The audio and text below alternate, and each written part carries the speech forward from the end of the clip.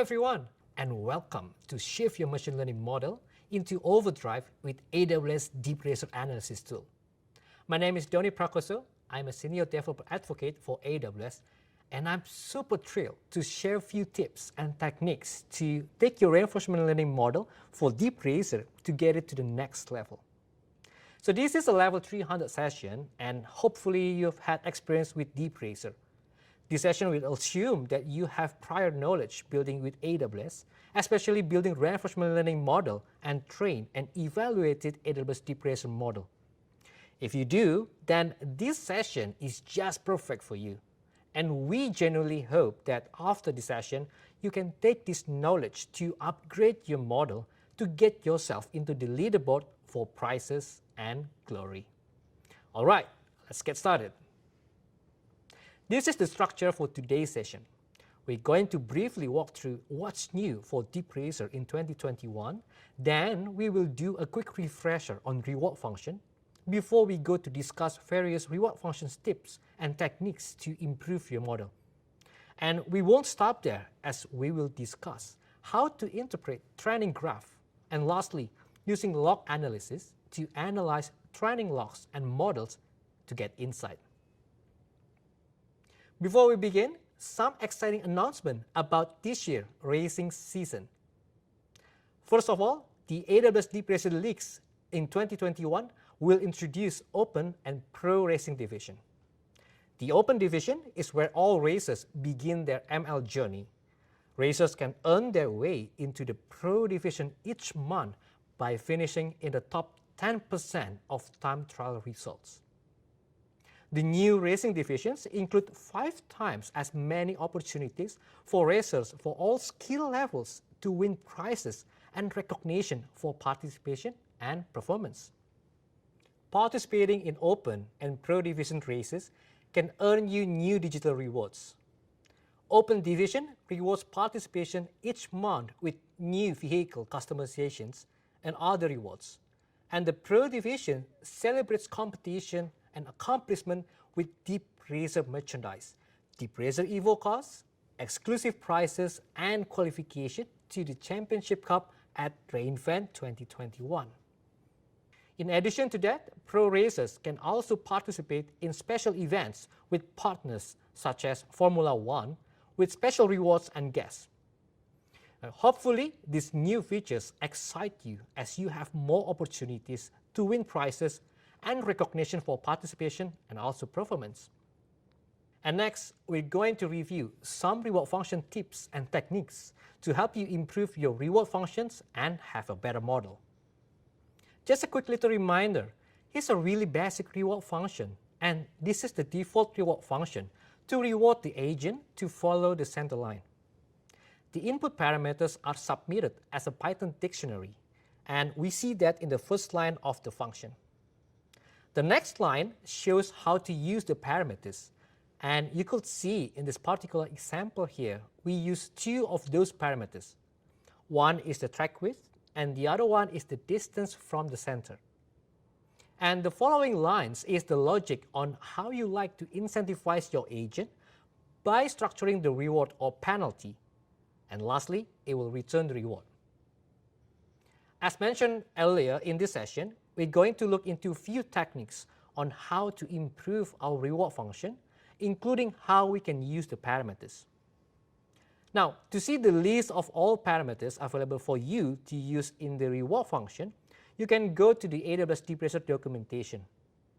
Now, what's really important to note here is the neural network is not making any decisions based on this data, but it uses the data from the sensors. And once it made its decision, then it will trigger the reward function. Now, the reward function has access to all of this information, so you know everything about the state of the car.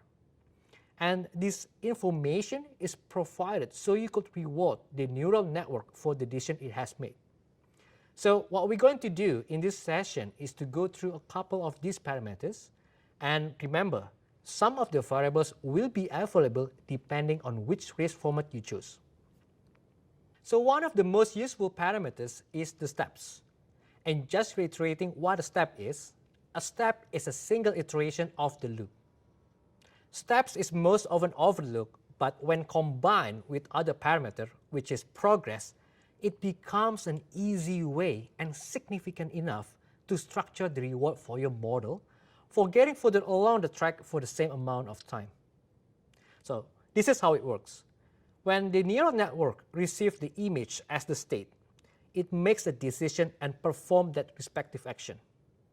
Then your reward function is triggered and perform the logic and return the reward. So by combining steps and progress into the logic of your reward function, it actually encourages the model to understand something like, hey, seems that I got better point if I finish the lab in shorter steps. As for the example, on the screen we have bow tie track picture. On the left image, we could see the follows the center line logic, but then we added the logic for progress over steps, which you can see the sample code. Then after we train the model on the right image, we get a model that actually learns to cut off the inside of those turns. And this reduces a significant time of total time on the track. And this means that our model finished the lap faster by discovering the optimal racing line. Alright, let's move on to the next parameter, waypoints. And as a refresher, the waypoint is an ordered list of track-dependent milestones along the track center, and each milestone is described by a coordinate of x and y. Waypoints is a very useful parameter to help you build incentive in your reward function to encourage an agent to perform a specific action within a region. So the perspective to take isn't hard-coding waypoints inside your reward function, rather encouraging agent to perform a particular action. Now for example, here we have the reInvent 2018 track, the classic and the original track. And what we want in this particular track is a different behavior at different regions of the track. On the bottom section, this is the very first region when we start the race using this track. And on this region, what we want is the agent to go really fast because it's a straight line. But in the first turn, we want the model to start from the outer side. When it moves into the middle of the turn, we want to be on the inside. Then, as it leaves and exits the turn, we want it to accelerate the speed. Now with waypoints, we could actually set the reward function to reward on those different behaviors. So let's see how we can put this idea into the reward function. Here we have the reInvent 2018 track visualized with waypoints. What we want to do is choose waypoints that can help us in giving behavior to the agent as we want. For example, the behavior to make a turn. In this example, we have a region, and within this region, for easy understanding, we divide it into two areas, yellow and blue area. Yellow area is the region where our agent will start a turn, and the blue area is the region where our agents are in the middle of the turn. And to define the yellow area, we can use waypoints with indexes ranging from index 5 through 9. And when the agent is in the middle of the turn, which is the blue area, we have waypoints from index 10 to 20. Now, what we're going to do is give different rewards when the agent is in a different region. For example, when our agent is in yellow area, we want our agent to be on outer side, which is on the right side of the center line. And we do that by adding if statement. If the variable is left of center is false, which means our agent is on the right side, then we will give it a reward. And when our agent is in the blue area, we want our agent to be an inside position, which is on the left side of the center line. And similarly, we check if the variable is left of center is true, which means our agent is on the left side, then we will give a reward. And keep this technique in mind, because as you improve the logic of your reward function, what you might find is there are certain parts of the track that just need a little bit of tweaking as opposed to revamping the whole reward function to give a significant improvement to your model. And so, Using the waypoints with the little if statement here, it can really help to encourage the behavior of the agent. And in case you're wondering how to get these waypoints and how to visualize them, we'll cover that in the next slides when we get into the log analysis tool. And when you do calculations to define waypoints, we highly recommend that you use the available Python models for the reward function, specifically NumPy, SciPy, and Shapely. The reason is, by using these models, it will make it easier for you to do the calculation for your waypoints. In this example, we are loading the waypoints into the Shapely linear ring object, and using that, we could do more advanced calculations, such as distance of an object to the center line of the waypoints. And all of these can be done in few lines. If you weren't using these Python models, you need to make a loop on every single waypoint and perform geometry and trigonometry to get a similar result. So the bottom line is, consider using Python built-in models to reduce the heavy lifting of waypoint calculation. So hopefully you found some of these tips and techniques helpful enough to improve your models. In the next segment, we're going to deep dive into how to interpret the results of training, and that includes on how to understand the graph and how to use log analysis tool. It's really important here to keep in mind that there's a bit of an art to machine learning, and there's definitely a huge amount of science involved. At some point, you will need to make a hypothesis to improve your experiment while understanding all the elements needed to properly measure. So between art and science, it's really important skill for machine learning enthusiasts. The first one is the reward graph. This is the graph that you will see once that you have trained your model. This green line is the average reward function given by the reward function over time. And the blue and red lines are the completion percentage. The range of rewards is shown on the left side of the graph, and the range of progress is on the right side. Now, as a starter, let's try to interpret this graph. You can see that this model has gone through about 600 iterations, and the evaluation completion percentage just reached 100%. Now, what's interesting in this case is that the completion percentage is still jumping around, and the training completion graph is far getting 100%. So this model isn't solid yet. But this graph shows an indication to trending up, and that's a good indication. And based on this, we can conclude that we might need to give it more training time. And what we can do is to clone the model and do another round of training. One of the common questions asked is, why are the training and evaluation lines separate? So let's discuss about this to understand what's actually happening within the DeepRacer when we train a model. The training graph shows us performance of the vehicle. If you remember the exploration and the exploitation concept, at first our agent is trying different things. It's basically exploring its environment with specific degree of randomness. It's sort of exploring the environment and gather experience. But once it has enough experience, it's going to analyze that batch and adjust the weights of the neural network.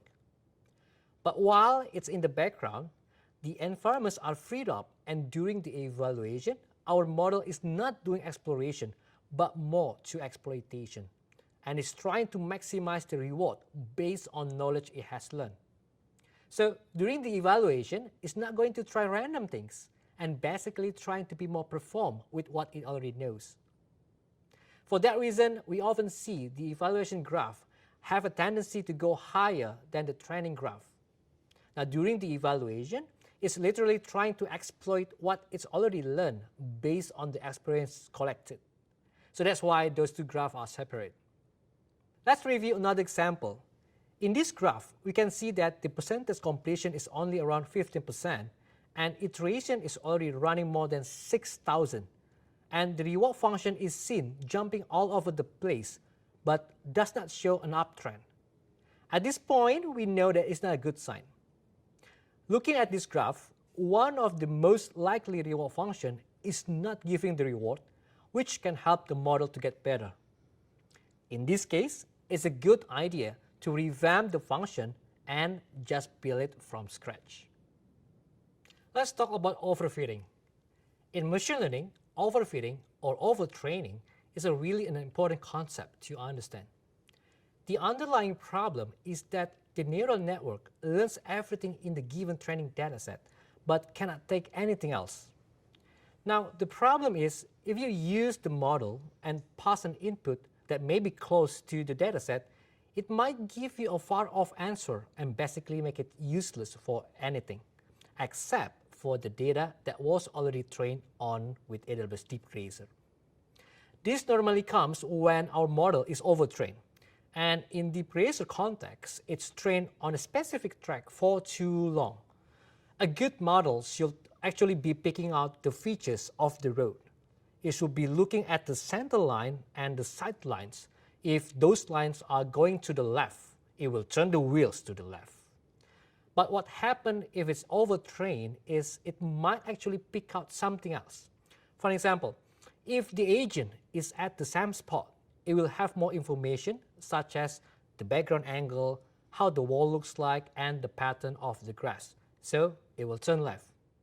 Now the problem with this is that while the model can run perfectly on a specific track, but if you use the model on a different track or even on the same track but different conditions, say like you're joining the offline race at AWS Summit with different lighting or even the barrier looks different, then what happens is your model won't know how to operate in that situation because it's not generic enough and will result in poor performance. And this is something that we need to avoid with AWS DeepRacer. In this example, we could see that the evaluation completion percentage hit 100% for quite some time, but the training was still underway. So at this point, this is a pretty fully trained model, and we should actually stop this, otherwise there's a real risk of overtraining. And if you're in this situation, you might want to shift the reward function to getting around the track faster, for example, or even run this model on a different track. And that's a really valid strategy.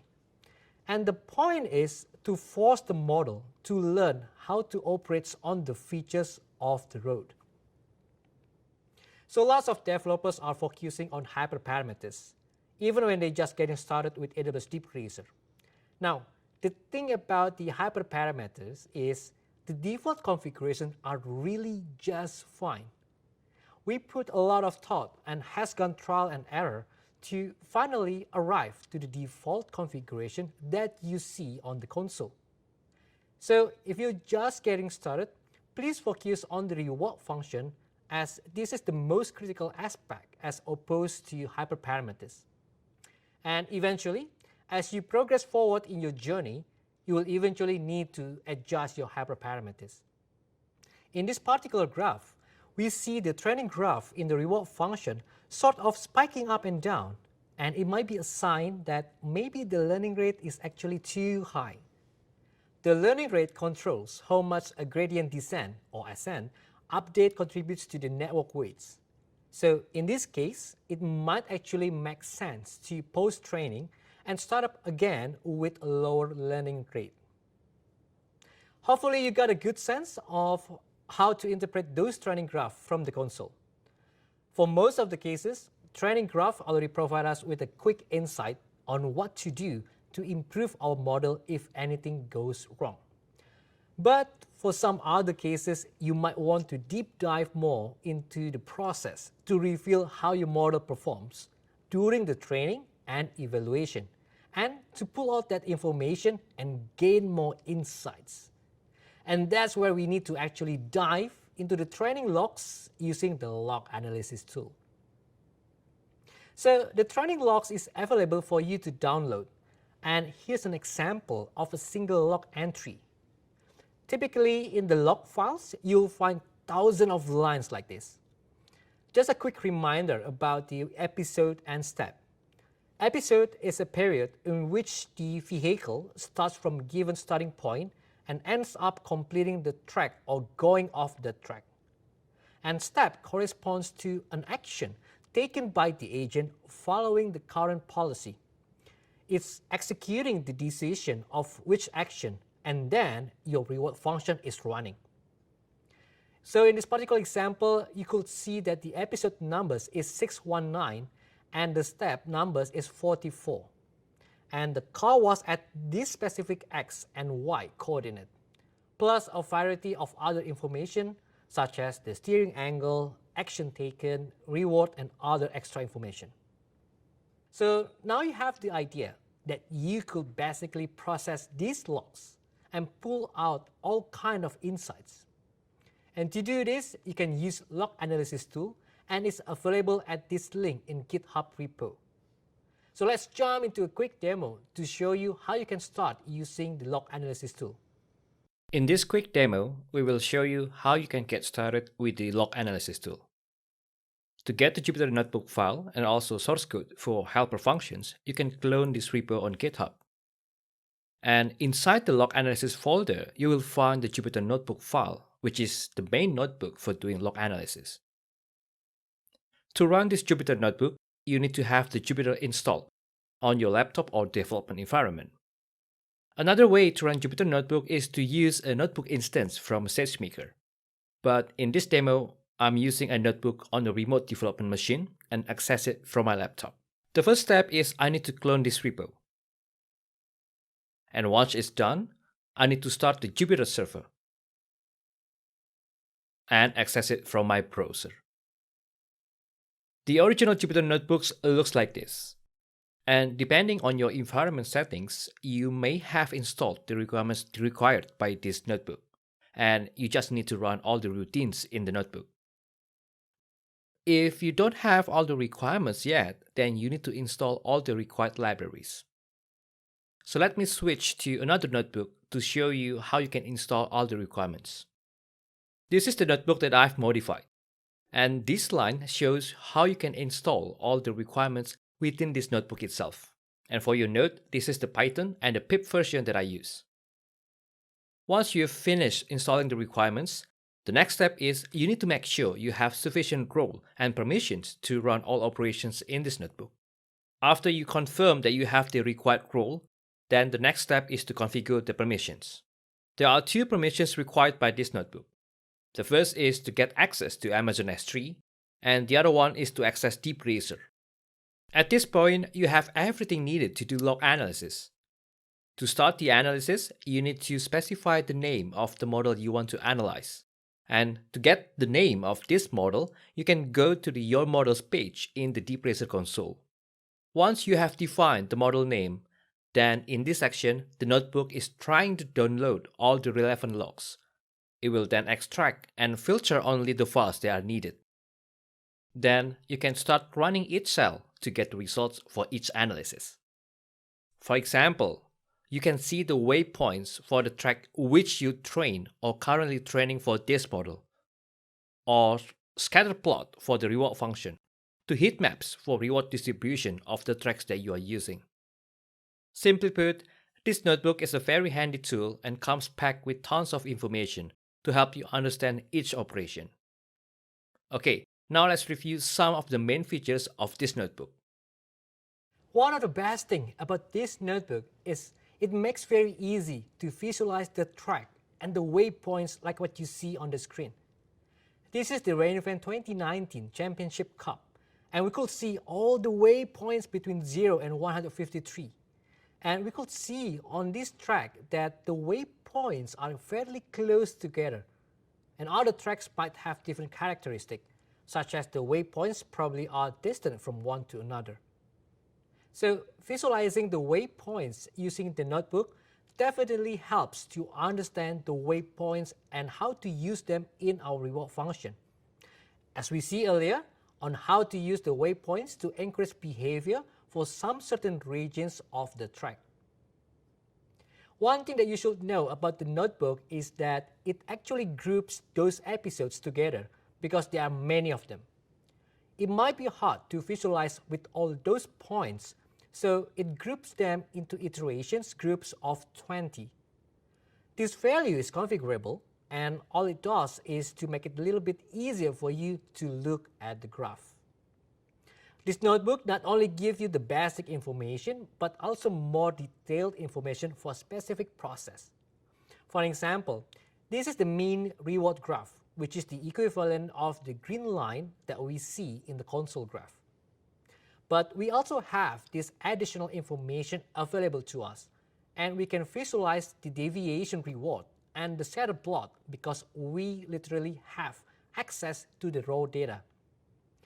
As you can see that the reward and the deviation reward is going up over time. And if we look at the scatter plot, we could see it's all over the place. And although if we run the model, it will perform well, but in this case, I want to have a consistent model, which means that I will do more training, so the scatter plot will show more on the upper right corner. Another feature that we found it will be very useful for you is the heat map. With heat map, basically we see where the agent is getting rewarded on the track. You can also use the heat map to identify if the agent's getting rewarded for being in the wrong spot. And in this particular example, we have a model that following the center line, and see the heat map is focusing along the center line, which is pretty good. And also with this heat map, we can also identify some areas that we think it needs to be optimized. For an example, at the bottom curve there, I wanted the model to go straight through the track instead of following the center line. So I might want to tweak the waypoints and structure the reward for this specific region. Now, one note about the heat map is that heat map only shows where the network is being rewarded. It doesn't show which action is being rewarded for. And to get that kind of information, we need to actually dive into the rewards for every single action. So the notebook has this mechanism where we can actually evaluate the action distribution in your action spaces. So if you have, let's say, 9 different possible actions defined in your action space, you actually see this graph 9 different times. The example on the screen is for an action straight at 0.33 meter per second. And what we could see is every spot around the track where that specific action was rewarded. Now you can see most of the regions, the model is correctly rewarded. But there's an interesting case that on that sharp turn between waypoints 82 and 93, it's also being rewarded for these actions, which in my sense, it should not. So we might want to take a look into our reward function and put more if statements with waypoints to discourage the model to do this particular action. And this is one of the most useful parts of the notebook. This notebook has over 9,000 sample images that you could fit into your neural network and to test what kind of decision that neural network will do in that situation and what it's looking at to make that decision. So let's start reviewing the examples on the screen. On the left image, we can see that the model is focusing on the outer line of the track and is focused on that area.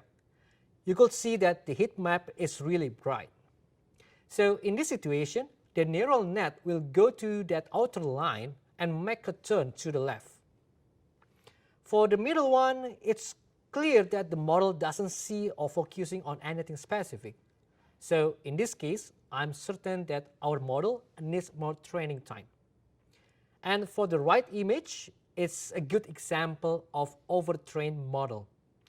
The reason because the model sees more heat on the grass area, which is the outer area of the track, and this is not a good model because we know that the model won't perform well as it's focusing on the outer area of the track as opposed to what's within the actual track, like the center line. So hopefully now you've learned some techniques to improve your reward function and also more understanding to interpret training graph and getting more insights through log analysis. And if you're looking for more resources, check out these links for the log analysis notebooks and more tips and tricks. Also, visit the AWS AI and Machine Learning Resource Hub and learn how to use AI and machine learning to accelerate your machine learning journey. If you're looking to upgrade and validate your skill, find out how to build your machine learning skills and visit aws.training/machine learning. Thank you again for attending, and we really appreciate your feedback so that we can better understand the topics and services you would like to know more about. So please do take the time to fill out our survey and let us know what you think. And that's all for today. Hopefully this session helps you to upgrade your DeepRacer model so you can shift your model into overdrive. If you have any questions, feel free to reach out to me on Twitter or LinkedIn, and we can jump into a discussion there. Once again, thank you everyone. Looking forward to seeing you all again in upcoming events. I'm Donnie, and see you on the track.